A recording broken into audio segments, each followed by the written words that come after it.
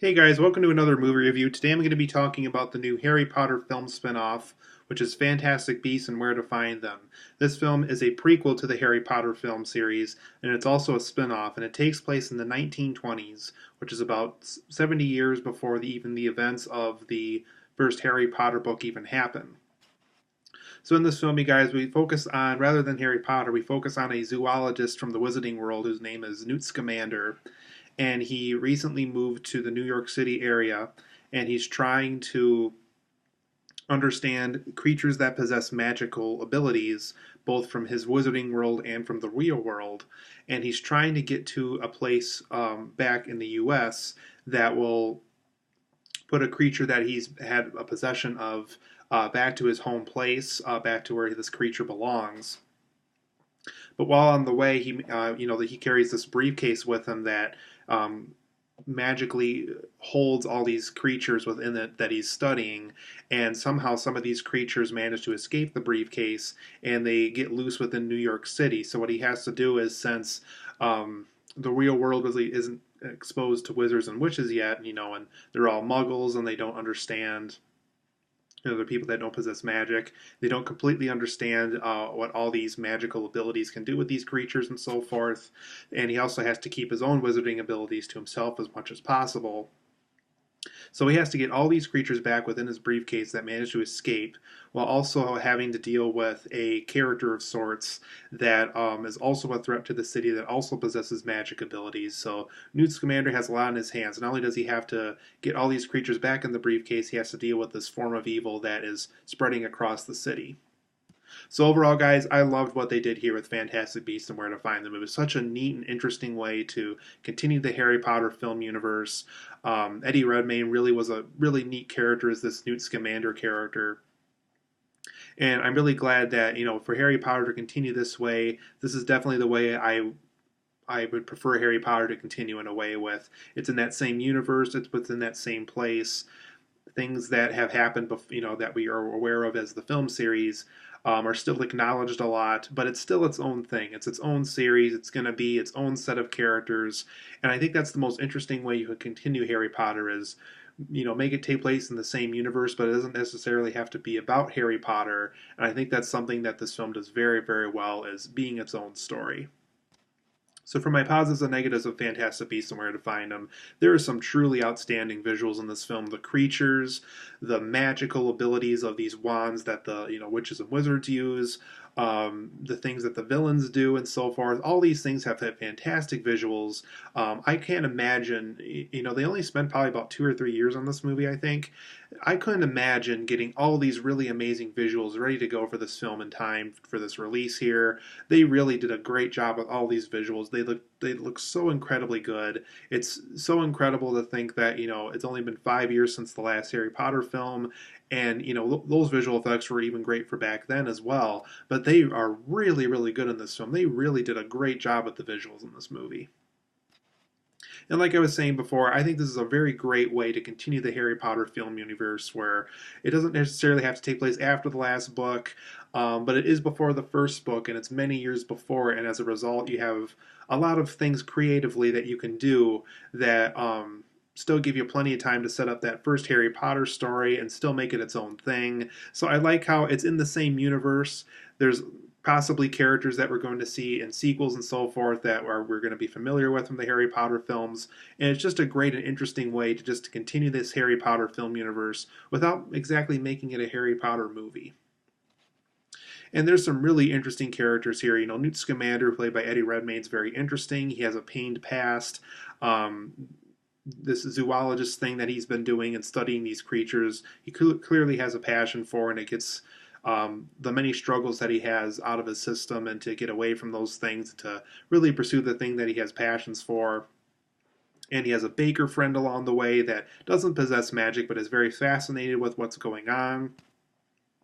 We have a character that can read minds and so forth. So we really have a truly interesting cast of characters in this movie. So hopefully with all these sequels that are planned for this film, hopefully these characters will get even more development as these sequels go forward.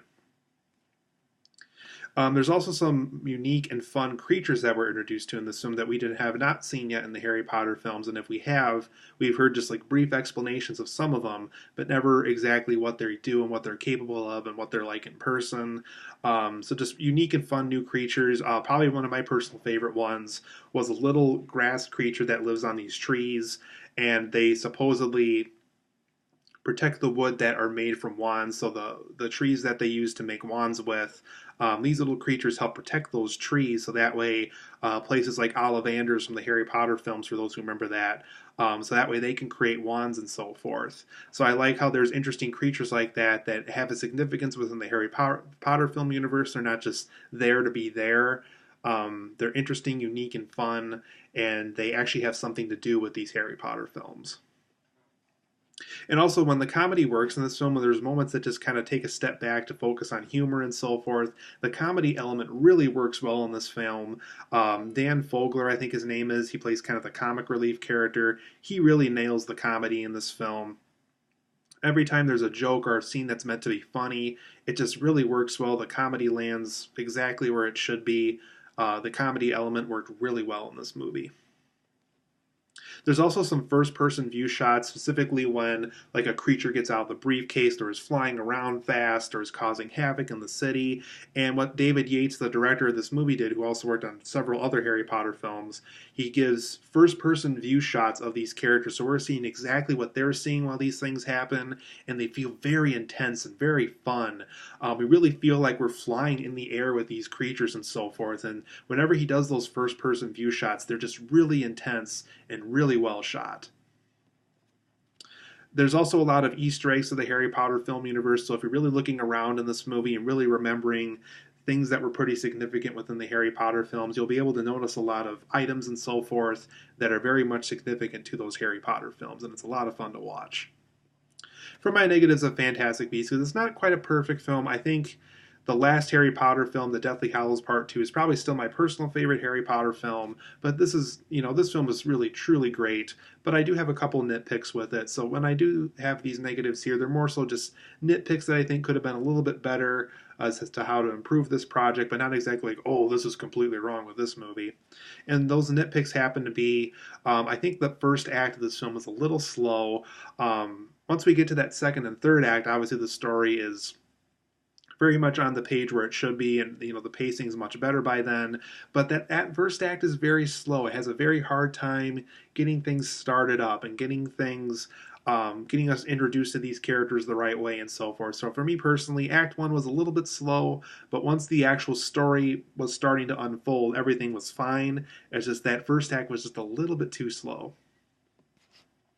And even though I loved all these interesting characters, one thing about these characters that I don't think is quite up to par with the actual Harry Potter films yet is, in those Harry Potter films, Harry, Ron, and Hermione worked so well as an ensemble. Those characters complemented each other. So those situations happened so well, and the stories unfolded so interesting in those films because that ensemble worked so well. Though I loved all these characters, like the Dan Fogler one, and Eddie Redmayne, and the Katherine Waterston one, and the girl who can read minds and so forth. Though I like all these characters individually and they're interesting, as an ensemble, I don't know if they quite work all together yet the way that Harry, Ron, and Hermione did in those Harry Potter films quite yet. I could be completely wrong by the sequels. By the sequels, they could be a very good ensemble cast by then. But for me personally in this film, I liked them better as individuals than I did as an ensemble in this film. So as we go into the sequels, I hope the ensemble of these characters works out a little bit better because I like them personally as individuals more right now than as an ensemble. And then there is a villain in this film who's played by Colin Farrell. Though he did the best possible performance he could have out of this material, I thought his villain was pretty standard. It was just kind of your typical person who felt like they were working for Voldemort kind of a character for Harry Potter films. So if he was in a Harry Potter film, he probably would be everybody's least favorite villain, to be quite honest, because, I think Voldemort was a way better villain than he was in this movie. So not a terrible villain. It just felt very standard and not very special. It felt like they really weren't trying to make a villain that could stand in the same league as Voldemort could for those Harry Potter films. So hopefully by the sequels, we'll start to see more interesting villains by then. So Fantastic Beasts and Where to Find Them, I'm going to give this a 9 out of 10. It really is a great film, possibly one of the best films I've seen in 2016, to be honest. It really is a great film. You know, those visuals are great. I loved how they continued this Harry Potter film universe. These characters are interesting. The creatures they introduced are unique and fun. The comedy works very well. The first person view shots are intense and fun. I love all the Easter eggs of the Harry Potter film universe, but the first act is very slow. I really hope to see a better character ensemble cast in the next film. And that Harry Potter villain that they used in this film, the Colin Farrell one, was just pretty standard and could have used someone better. But overall, 9 out of 10. It really is worth seeing. If you love Harry Potter, give Fantastic Beasts and Where to Find Them a shot or so. I think it's a great film.